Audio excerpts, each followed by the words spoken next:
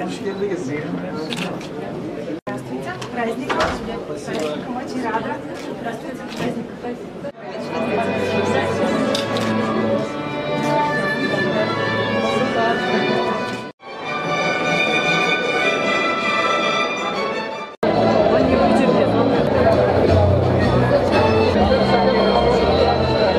Tataristan ise bizim Türkiye-Resey münasebetlerinde ayrı urun alıp durar.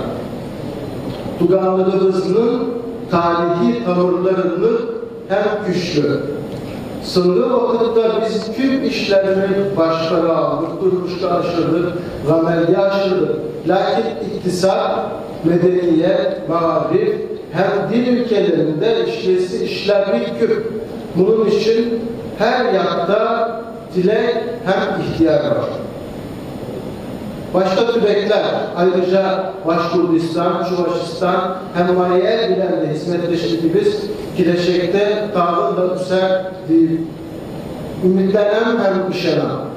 Şibişimli 1. Milli Gün Bayram Kişisi'nde şuna göre bundan 3 yıl ilik etken sözlerini kabaklayıp tamamladı. Yaşasın Türkiye Resey Rusluğu, yaşasın Türkiye Tataristan Tuğanlığı.